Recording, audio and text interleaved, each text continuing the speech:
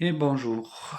Aujourd'hui, je vais vous présenter un petit road trip que j'ai fait sur 3 jours. Donc là, vous avez déjà le petit village de Navarinx. C'est une cité bastonnée. D'ailleurs, a priori, c'est la première cité bastonnée.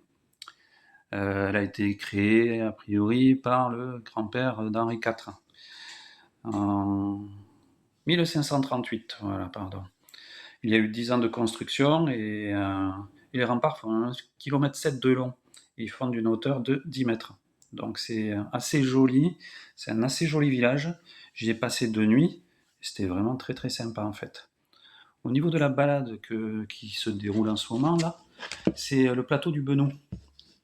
Plateau du Benou, donc il est situé à 900 mètres de haut. C'était un immense glacier avant, et maintenant eh ben, c'est un immense pâturage en fait. Donc on peut y trouver des chevaux, des brebis, des vaches en totale liberté. Donc il faut quand même faire un tout petit peu gaffe. Ils sont pas du tout agressifs, hein, on peut se balader au milieu et tout, il n'y a pas de problème. Et par contre, bon, d'après ce qui est mentionné, il vaut mieux éviter de les caresser, même si j'ai vu plein de personnes les caresser, il ne se passait rien du tout. Ouais. Donc voilà. Donc la balade est très simple, elle est très facile. L'endroit est somptueux. Euh, voilà, il y a de très belles vues. D'ailleurs, j'ai pu voir aussi à plusieurs moments de la journée des vautours percnoptères. Très sympa, très très chouette. Donc la balade, c'est vraiment familial, hein, vous pouvez la faire sans problème. On ne peut pas se perdre et c'est très très chouette. Voilà. Après, qu'est-ce que j'ai fait? Dès que j'ai fini cette balade, je suis parti au zoo d'Asson. Alors le zoo d'Asson, moi j'y vais depuis des années, j'adore. C'est un tout petit zoo familial, mais très sympa, très bien entretenu. Les animaux sont très bien. On peut voir, là en ce moment, il y a des hippopotames pygmées, un hippopotame pygmée, très très chouette. Enfin, moi j'en avais jamais vu. Donc l'enclos est très sympa aussi. Vous pouvez voir aussi, il y a depuis des années et des années un tigre blanc et vous avez aussi Panthère des neiges. Donc il y a de quoi voir et très sympa. Et puis bon, voilà. Donc là, vous voyez, vous êtes toujours sur la balade du plateau du Benou. Au niveau du zoo d'Asson, je reviens dessus, je ne vous fais pas d'image parce que j'aime pas. Et, quand je fais des images, j'aime bien qu'il n'y ait personne, je veux être tranquille. Et voilà, et dans les zoos, je laisse tranquille, quoi. Voilà. Donc là, on est toujours sur le plateau du Benou, comme je vous disais, très sympa. Et vous pouvez même y aller l'hiver et ça fait un immense terrain de jeu pour tout ce qui est raquettes, luge, avec les enfants. C'est génial en fait. Voilà.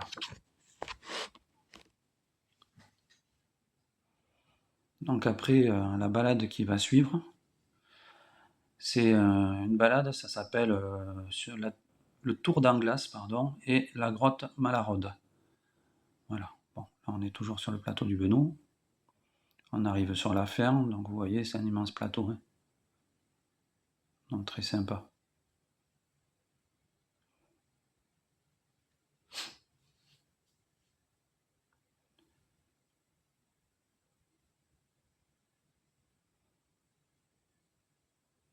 Voilà, on attaque cette balade. Alors cette balade, en fait, elle démarre à Rudy.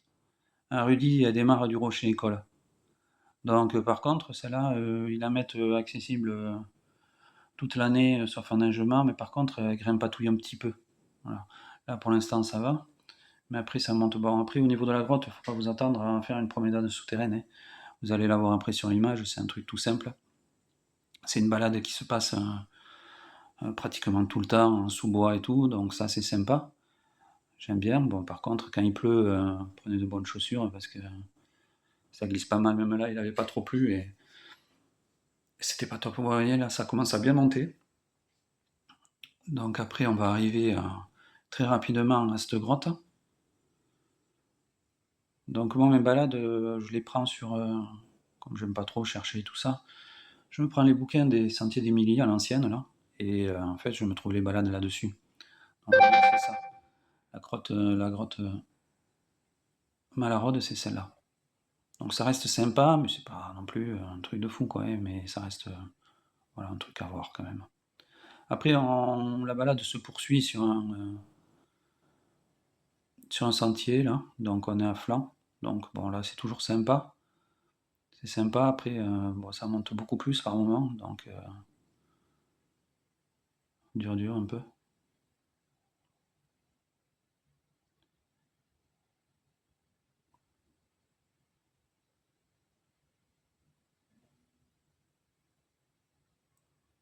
Et après, bon, quand vous prenez sur les sentiers d'Émilie, en fait, vous voyez ça, ils appellent ça les cairns, c'est comme des rochers, bon, c'est très joli, moi j'aime beaucoup.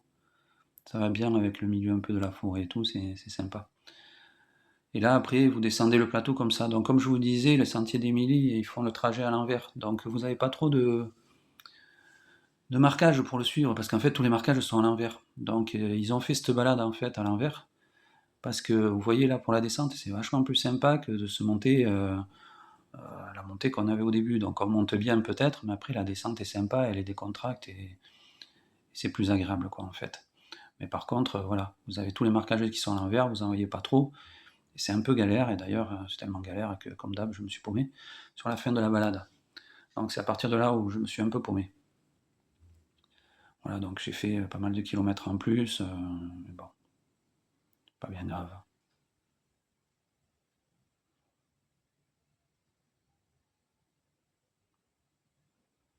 Après la dernière nuit que j'ai voulu passer, vous allez la voir, bon, c'est juste là.